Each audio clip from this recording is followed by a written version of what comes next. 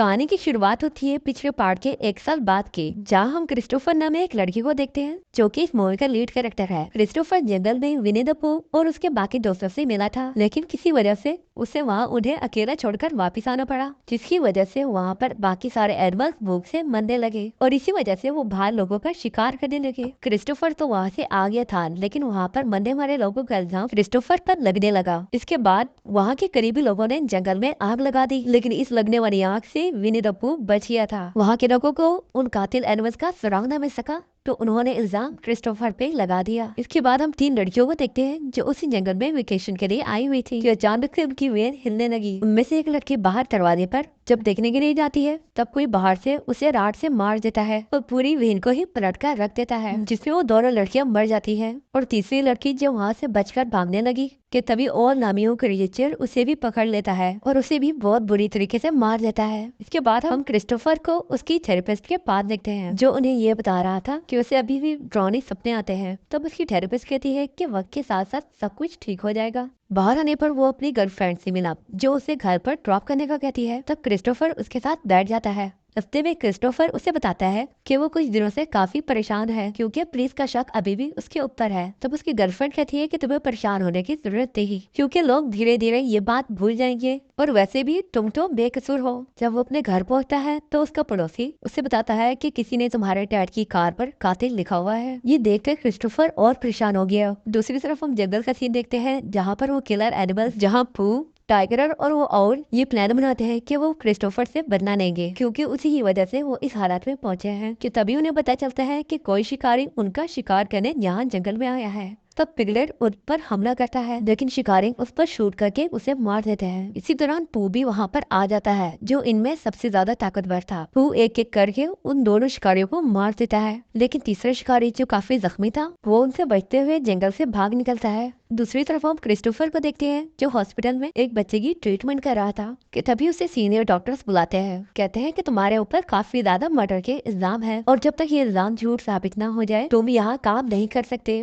Christopher उनसे बात ही कर रहा था कि वो देखता है कि वहाँ का स्वीपर पर उन्हें गौर से देख रहा है और क्रिस्टोफर के बुलाने पर वो वहाँ से चले जाता है। इसी दौरान वो जख्मी शिकारी जो जंगल से भाग गया था, वो जख्मी हालत में वहाँ लाया गया। डॉक्टर्स का कहना था कि जंगली जानवर ने इस पर हमला किया है। दूसरी तरफ वहाँ जंगल में एक बच्चा अपने डैड के साथ आया हुआ था कि अचानक उसे वहाँ और लामी क्रिएचर नजर आई, जिसे देखते ही वो भागने लगा, इससे पहले कि उसके डैड कुछ समझ पाते, और उसके डैड को ले जाता है और फिर उसके टुकड़े हमें समंदर पर नजर आते हैं। वहाँ क्रिस्टोफर की थेरेपिस्ट उसे हिप्नोटाइज करती है कि असल में उसके साथ बचपन में हुआ क्या था। उसे याद आता है कि बचपन में वो अपने भाई बिली के साथ हाइड एंड सीक खेल रहा था कि तभी किसी ने उसके भाई को उसकी आंखों के सामने ही किडनैप कर लिया और उस किडनैपर को क्रिस्टोफर ने देख लिया था। डर की वजह से क्रिस्टोफर की आंख खुल जाती है और वो थेरेपिस्ट को बताता है कि उस वक्त वो वहाँ मौजूद था, लेकिन फिर भी वो अपने भाई की मदद नहीं कर सका। ये जो भी कुछ हो रहा है इस सब का जिम्मेदार मैं हूँ। थेरेपिस्ट कहती है नहीं, इसमें तुम्हारा कोई कसूर नहीं है, तुम खुद उस वक्त बच्चे थे।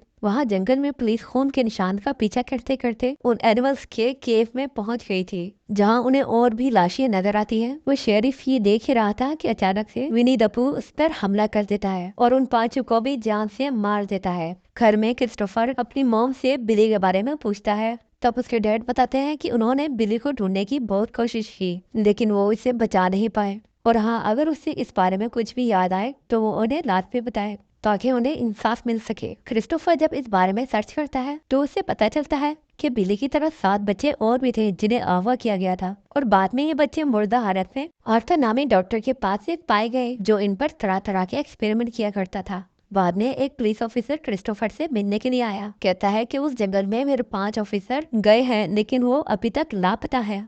इस पर क्रिस्टोफर उनसे कहता है कि मैंने आपको पहले ही बता दिया है कि वो जंगल खतरे से खाली नहीं। रात को क्रिस्टोफर अपनी जीएफ के साथ पार्टी में आया। इससे पहले कि वो अंदर जाता, एक लड़की उसे अंदर आने से मना कर देती है, कहती है तुम्हें लोग कातिल समझते हैं, मुझे नहीं लगता कि तुम्हें यहाँ पर आना चाहिए। उसकी बातें सुनते ही क्रिस्टोफर वहाँ से चला गया। वो हॉस्पिटल में उसी जख्मी शिकारी से मिला। उससे पूछता है कि तुम पर हमला करने वाले इंसान हुआ दिखने वाले वो जानवर थे, जिस पर वो उसे लिखकर बताता है हाँ तुम बिल्कुल सही कह रहे हो। इसी दौरान उसे सामने फिर से स्वीपर नजर आया, जो उसे गौर से देख रहा था, और तभी क्रिस्टोफर को याद आता है ये वही आदमी है जिसने बचपन में उसके भाई बिली को किडनैप किया था।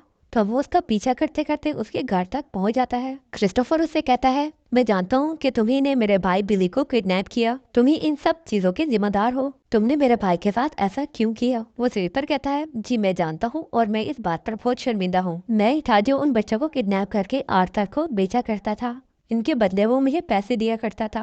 आर्थर ने उन बच्चों पर एनिमल एक्सपेरिमेंट किए, लेकिन वो एक्सपेरिमेंट फेल हो गए और सारे बच्चे मारे गए। तब मैंने और आर्थर ने उन बच्चों को उस जंगल में ही दफन कर दिया, लेकिन इसके कुछ दिन बाद वो बच्चे दोबारा जिंदा हो गए। वो बच्चे ये क्रिएचर हैं जो कि सबको मारे हैं। इतना कहते ही उस स्वीपर ने अपने आप को शूट करके मार डाला। दूसरी तरफ क्रिस्टोफर की जीएफ डैनी को एहसास होता है कि जैसे उनके घर में कोई घुस आया है। तब ये दोनों एक कार पर कैमरा लगाकर पूरे घर का जायजा लेते हैं। तभी वो अपने घर में विनी द पू को देखते हैं, जो कि उस कैमरे को तोड़ देता है। इससे पहले कि वो डैडी के पास पहुंचता, डैनी उसे चकमा देकर वहाँ से निकल जाती है और बाहर अपने डैड, जो कि पुलिस ऑफिसर थे, उन्हें बताती है कि विनी द पू उनके घर पे मौजूद है। तब वो एक पुलिस वाले को अपने घर पर चेकिंग के लिए भेजता है, लेकिन घर में पहुंचते ही विनी द पू उस ऑफिसर को मार देता है। दूसरी तरफ क्रिस्टोफर को एक रिकॉर्ड मिलता है। रिकॉर्ड सुनने पर उसे पता चलता है कि ऑर्थर ने उन सब बच्चों पर एनिमल एक्सपेरिमेंट किए और विनी द पू ही उसका भाई बिली है। इसी दौरान क्रिस्टोफर को उसकी जीएफ की कॉल आई। वो उसे बताती है कि विनी द पू ने उसे मारने की कोशिश की। शायद वो जानता है कि मैं तुम्हारी जीएफ हूँ। मुझे लगता है उसका अगला टारगेट तुम्हारा घर होगा।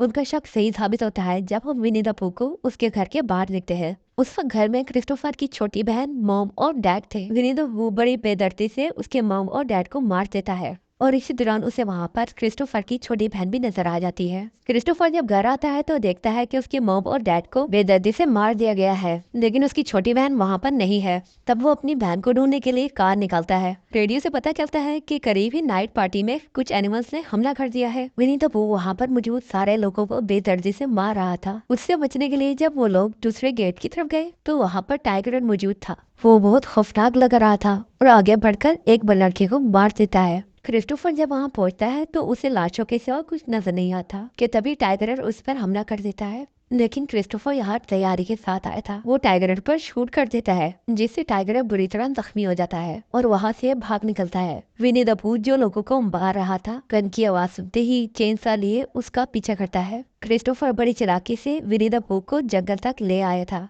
और एक लकड़ उसके सर पर देकर मारता है, पर उसे तो कुछ नहीं हुआ था। बदले में विनी द पू उसे गले से पकड़ लेता है। ये वही जगह थी जहाँ विनी द पू को दफनाया गया था। क्रिस्टोफर उसे कहता है, तुम मेरे भाई बिली हो, माफ करना मैं तुम्हें बचा नहीं पाया। लेकिन विनी को कुछ याद नहीं आता और इससे पहले कि वो क्रिस्टोफर को जान से मार देता, डैनी वहाँ पहुंच जाती है, जो क्रिस्टोफर को ट्रैक कर रही थी। वो पीछे से विनी द पू को वार करती है और जैसे ही वो डैनी को मारने के लिए आगे बढ़ता है, क्रिस्टोफर एक कुल्हाड़े से उसके सर के 2 टुकड़े कर देता है और मरते हुए उसकी लाश उसी कब्र में गिर जाती है जहाँ से वो निकला था। मूवी के आखिर में क्रिस्टोफर अपनी छोटी बहन से मिलता है, जिसको पुलिस वालों ने बचा लिया था। वो अपनी बहन से मिलकर बहुत खुश था क्योंकि उसके फैमिली मेंबर में सिर्फ वही बची थी और इसी के साथ ही मूवी यहाँ एंड होती है।